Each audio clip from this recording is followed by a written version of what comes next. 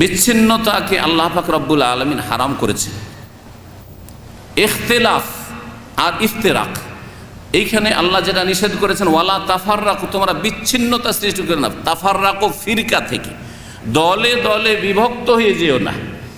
এমন ফাটল ধরলো যে দলও তৈরি হলো আর অন্তরও দূরে সরে গেল, অন্তরেও ফাটল ধরলো, এইভাবে বিভিন্ন দলে বিভক্ত হয়ে গেলে এটা আল্লাহ নিষেধ করেছেন। তো আল্লাহ কোরআনের ভাষায় তাফরিকা নিষেধ করেছেন, ফিরকাবাজি নিষেধ করেছেন, কিন্তু ইখতিলাফ হবে। একটা হচ্ছে ইখতিলাফ, আরেকটি হচ্ছে ইফতিরাক। ইখতিলাফ মানে মতানৈক্য হওয়া, একাধিক মত হয়ে যাওয়া, এক মতের ওপর না আসা, কিছু কিছু বিষয়ে মতের পার্থক্য থাকা, ইখতিলাফ। আল্লাহ পাক ওই ইখতিলাফকে শুধু নিষেধ করেছেন যেটা ইফতিরাক, বিচ্ছিন্নতা পর্যন্ত পৌঁছায়। কিন্তু মতের ভিন্নতা আসলো কিছু কিছু মাসাইলে, তার মাধ্যমে আমরা দলে দলে ভাগও হইলাম না, আর অন্তরে আমাদের ফাটলও ধরল না, আমাদের মাঝে হিংসা বিদ্বেষ শত্রুতাও তৈরি হলো না। যদি এইরকম হয় আর কিছু মাসাইলে ইখতিলাফ থাকে, কেউ বলছে রফায়দান সুন্নাত, কেউ বলছে সুন্নাত নয়, কেউ বলছে আমিন জোরে বলতে হবে, কেউ বলছে আমি আস্তে বলতে হবে, কিন্তু এই জন্য দুই মসজিদ হলো না। আর আমিন জোরে বললে মসজিদে চড়তে দেব না, রফায়দানি করলে মসজিদে আসতে দেব না, এইরকম দল পাকাপাকি আর গোড়ামি যদি না হয়, তাহলে এইরকম ইখতিলাফের অবকাশ আছে। কারণ সম্ভব নয় যে সারা বিশ্বের সমস্ত মানুষকে, মুসলিমকে এক করে দেবে, যে কোনো যেন দ্বিমত না থাকে, এটা অসম্ভব কাজ। আল্লাহ পাক কোরআনে কারীমে একটা আয়াতে যেন বলছে, ওয়ালা ইয়াজালুনা মুখতালিফিনা ইল্লা মান রাহিমা রাব্বুকা। মানুষের স্বভাবই হচ্ছে এই, মানুষের প্রকৃতি হচ্ছে এই, যে ওয়ালা ইয়াজালুনা মুখতালিফিন, সব সময় তারা ইখতিলাফ করতে থাকবে, মতানৈক্য হবে। বাপ বেটাতে ইখতিলাফ হয় না? বাপ বলছে জমিটা কিনবো, ছেলে বলছে না এটা করবো না, ছেলে বলছে আমি দোকান দেবো, বাপ বলছে তুই চাকরি নে, ইখতিলাফ হয় না? হবেই, অসম্ভব যে কোনো ক্ষেত্রে দ্বিমত হবে না। পারিবারিক দ্বিমত হবে না, দিনের ক্ষেত্রে মাসলা মাসাইলের ক্ষেত্রে দ্বিমত হবে না, আকীদার ক্ষেত্রে দ্বিমত চলবে না। আকীদার ক্ষেত্রে কেউ বলবে আল্লাহ আরশে আজিমে, সৃষ্টির ঊর্ধ্বে, আর কেউ বলবে সর্বত্র, এইটা চলবে না, এটা চলবে না। কেউ বলবে যে আল্লাহকে সরাসরি ডাকতে হবে, আর কেউ বলে যে না ভায়া ওসিলা দিয়ে, ওলি আউলিয়া গোস কুতুবের ওসিলা দিয়ে, নবী রাসূল ওসিলা দিয়ে ডাকতে হবে। আকীদার ইখতিলাফ চলবে না, বর্জনীয়। কিন্তু ছোটোখাটো ইখতিলাফ থাকতে পারে, মতের ভিন্নতা থাকতে পারে, এটাকে আল্লাহ নিন্দা করেননি যতক্ষণ পর্যন্ত তাতে বিচ্ছিন্নতা সৃষ্টি না হয়, ইফতিরাক না পয়দা হয়। এই জন্য আল্লাহ বলছেন ওয়ালা ইয়াজালুনা মুখতালিফিন, সর্বদাই মানুষের স্বভাব হচ্ছে ইখতিলাফ করা, ভিন্ন মত পোষণ করা, ইল্লা মান রাহিমা রাব্বুক, তবে আল্লাহ পাকের খাস রহমত যার উপর হয়েছে তার বিষয়টি তারা এক হইতে চেষ্টা করবে। আল্লাহ পাকের তাহলে এক হওয়ার চেষ্টা করা, এটা হচ্ছে আল্লাহ পাকের খাস রহমত, আল্লাহ পাকের পক্ষ থেকে বিশেষ দয়া করুণা, ইল্লা মান রাহিমা রাব্বুক। তাহলে আল্লাহ কি বললেন? যে ইখতিলাফ মানুষের স্বভাব, ব্যতিক্রম হচ্ছে ইখতিলাফ কারা করে না? যাদের উপর আল্লাহ পাকের কি হয়? রহম হয়। তাহলে বোঝা গেল ঐক্য রহমত না ভাঙন রহমত? ঐক্য রহমত, ঠিক না? কোরআনে কারীম আল্লাহ পাক বলছেন কোরআনে কারীমে যে ঐক্য হচ্ছে রহমত, আর বিচ্ছিন্নতা হচ্ছে তাহলে রহমতের বিপরীত, জহমত, আযাব, ঠিক না? রহমত যদি না হয় আযাব, ঠিক না? শাস্তি, পানিশমেন্ট। বাপ বেটাতে যদি ইখতিলাফ, স্বামী স্ত্রীতে যদি দ্বিমত, ঝগড়া দ্বন্দ্ব মিটে না, তাহলে এটা কি শাস্তি নয়? অবশ্যই শাস্তি। এটা কোনো শান্তির কাজ নয়। কোরআন তো এই বলে, জাল হাদিস কি বলে? ইখতিলাফ উম্মতি রাহমাতুন, আমার উম্মতে ইখতিলাফ করা হচ্ছে কি রহমত। কোরআন ঠিক না হাদিস? এই হাদিসটা ঠিক, হ্যাঁ না দুটাই ঠিক? রসুল আর আল্লাহ এবং রসুল ইখতিলাফ চলছে। আল্লাহ বলছেন যে রহমত হচ্ছে ঐক্য, হ্যাঁ রহমত হচ্ছে কি ঐক্য। আর যদি নবীর এইটি হাদিস হতো তাহলে নবী বলছেন না না না না, ইখতিলাফ উম্মতি রহমাতুন, আমার উম্মতের ঝগড়া করা আর ইখতিলাফ করা হচ্ছে রহমত। এই কথা নবী বলতে পারেন? কোরআনের বিরোধিতা করার জন্য এসেছিলেন না কোরআনে বাস্তবায়নের জন্য এসেছিলেন? মা আয়েশা কি বলছেন নবী করিম সাল্লাল্লাহু আলাইহি ওয়াসাল্লাম সম্পর্কে? কানা রাসূল কাইফা কানা খুলুক রাসূলিল্লাহ সাল্লাল্লাহু আলাইহি ওয়াসাল্লাম, জিজ্ঞাসা করা হলো মা আয়েশা রাদিয়াল্লাহু আনহাকে যে রাসূলুল্লাহ সাল্লাল্লাহু আলাইহি ওয়াসাল্লামের চরিত্র কেমন ছিল? উত্তর কি বলেছিলেন? কানা খুলুকুহু আল কোরআন, নবী করিম সাল্লাল্লাহু আলাইহি ওয়াসাল্লামের চরিত্র ছিল আল কোরআনুল কারীম, কোরআনে কারীমের বাস্তবায়ন করা, প্র্যাকটিক্যাল। জি জি, যদি জীবন্ত কোরআন দেখতে চান, যেই কোরআন কথা বলছে, তো তিনি হচ্ছেন সাইয়্যিদুল মুরসালিন খাতামুন নবীর মুহাম্মদুর রাসূলুল্লাহ সাল্লাল্লাহু আলাইহি ওয়াসাল্লাম। কোরআনে কারীমের কপি কথা বলবেন না, মুসহাফ কথা বলবেন না। আর যেই কোরআন কথা বলেছেন তিনি হচ্ছেন মুহাম্মদুর রাসূলুল্লাহ সাল্লাল্লাহু আলাইহি ওয়াসাল্লাম, তিনি তার চরিত্রই ছিল কোরআনে বাস্তবায়ন করা। তো কোরআন যদি বলে যে মানুষের স্বভাব হচ্ছে ভিন্ন মত পোষণ করা, নানা মত পেশ করা, ইল্লা মান রাহিমা রব্বুক, তবে তোমার রব হে নবী যার উপর রহম করেছেন সে ইখতিলাফ করবে না, তারা মিলার চেষ্টা করবে, তারা মিলাবার চেষ্টা করবে, নিজেরা মিলার চেষ্টা করবে। জি, তারা ঐক্যের চেষ্টা করবে। ইখতিলাফ উম্মতি রহমাতুন, আমার উম্মতের ইখতিলাফ রহমত।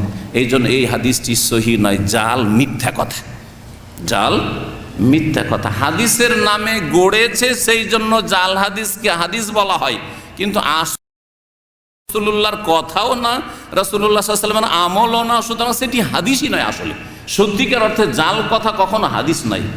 সত্যিকার অর্থে বলতে হলে কীভাবে বলতে হয়? জাল কথা। কিন্তু যেহেতু হাদিসের নামে গড়েছে গড়নেওয়ালা, সেই জন্য জালকে কি বলা হয়?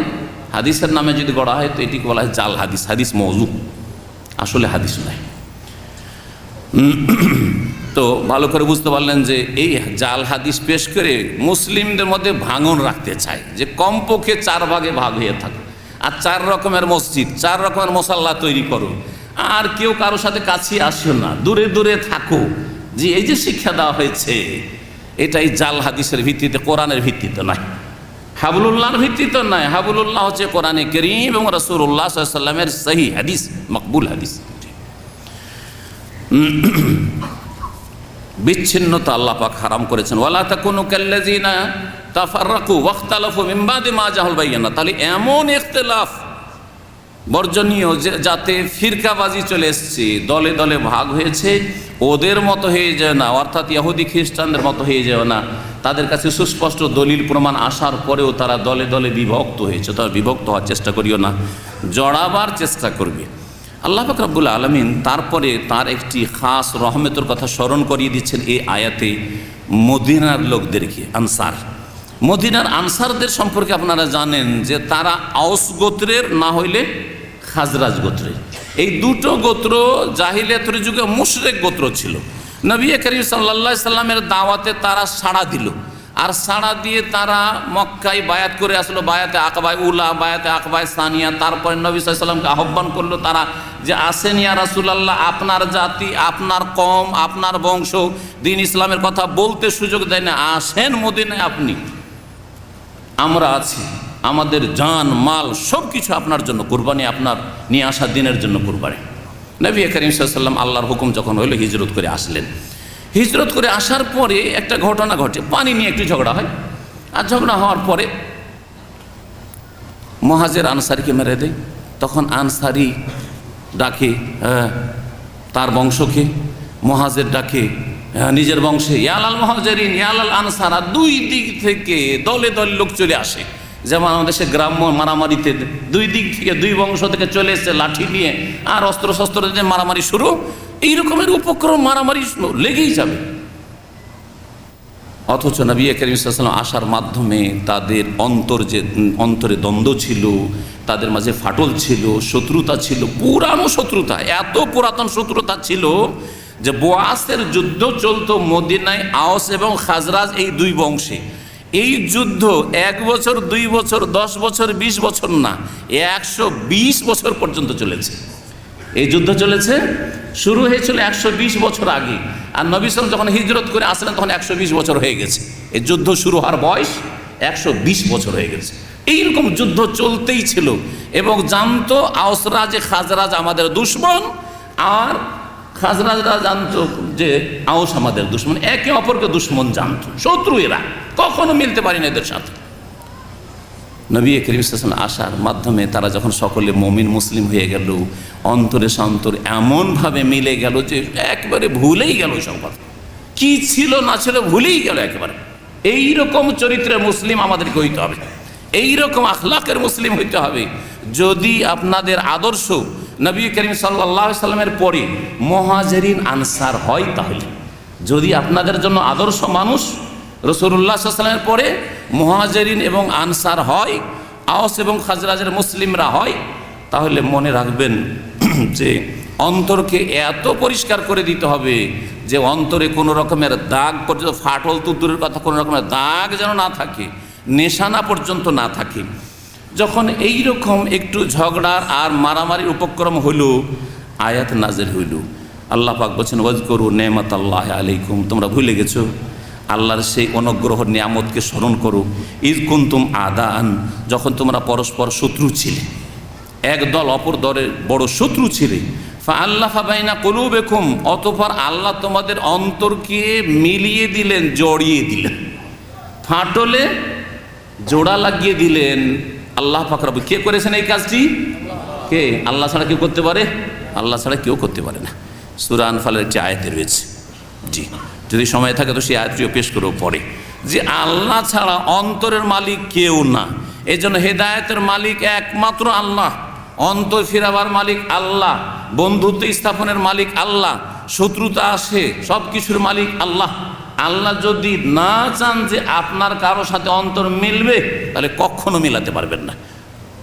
দুনিয়ার সমস্ত ধন সম্পদ ব্যয় করে দিয়ে, রাজত্ব ব্যয় করে দিয়ে যদি মনে করেন যে এদেরকে মিলিয়ে দিব, তাও মিলাতে পারবেন, এই কথা আল্লাহ বলেছেন কোরআনে কারিমে। সারা পৃথিবীর সব কিছু ব্যয় করে দিয়েও অন্তরকে জড়াতে পারবেন না। তোমরা পরস্পর শত্রু ছিলে, ফাআল্লাফা বাইনা কুলুবিকুম, তোমাদের অন্তরের মাঝে আল্লাহ জোড়া লাগিয়ে দিলেন। ফাসবাহতুম বিনিয়ামাতি ইখওয়ানা, সুতরাং তার অনুগ্রহে, তার নিয়ামতের বদৌলতে তোমরা ভাই ভাই হয়ে গেলে। মুহাজির আনসারের ভাই, আনসার মুহাজিরের ভাই, আউস খাজরাজের ভাই, খাজরাজ আউসের ভাই, সব ভাই ভাই। আর ওই সব দলীয় দ্বন্দ্ব আর ওই গোত্রীয় দ্বন্দ্ব ওসব কিচ্ছু থাকলো না, আমরা ভাই ভাই, আনসারি ভাই ভাই। আল্লাহ পাক বলছেন যে তোমরা লড়াই করতে করতে, মারামারি করতে করতে, আর তোমাদের মাঝে ফাটল ধরে এমন হয়েছিল যে ওয়াকুনতুম আলা শাফা হুফরাতিম মিনান নার, তোমরা জাহান্নামের আগুনের কিনারায় চলেই গেছিলে। আর কত লোক যে কুফরের অবস্থায় আর ওইরকম মারামারি করে, খুন করে, কেউ খুন করেছে, কেউ খুন হয়েছে। আর জানেন যে দুই দল যদি ইসলামের ওপরও থাকে, এই হাদিস সহিহ বুখারীতে রয়েছে, দুই দল, ওরা তো অমুসলিম ছিল জাহিলিয়াতের যুগে, তাই না? মুশরিক ছিল তারা। মুসলিমও যদি দুই দল হয় আর এক দল আর এক দলকে মারার জন্য উদ্গ্রীব থাকে যে যে কোনো উপায়ে মারবো, মারতে পারলো না, মার খেয়ে মরে গেল, তাহলে যে মারলো সেই শুধু জাহান্নামে যাবে, না যে মারা গেল সেও জাহান্নামে যাবে? হ্যাঁ, উভয় জাহান্নামে যাবে, ঠিক না? জি জি জি। এজাল তাকাল মুসলিমান বিসাইফিহিমা, প্রিয় মুহাম্মদ রাসূলুল্লাহ সাল্লাল্লাহু আলাইহি ওয়াসাল্লাম বলছেন, সহিহ বুখারী হাদিস, যে দুই মুসলিম যদি তরবারি নিয়ে মুখামুখি হয়, এদিক থেকে এই তরবারি হাতে নিয়ে আছে, ওই দিক থেকে ওই তরবারি নিয়ে আছে, মারামারি করবে, আর দুইজনের একজন খুন হয়ে গেল, ফাল কাতিলু ওয়াল মাকতুলু ফিন্নার, নবী করিম সাল্লাল্লাহু আলাইহি ওয়াসাল্লাম বলছেন যে দুইজনে, কাতেল যে খুনি, ওয়াল মাকতুল যাকে খুন করা হলো, দুইজনেই কোথায় যাবে? ফিন্নার, জাহান্নামে যাবে।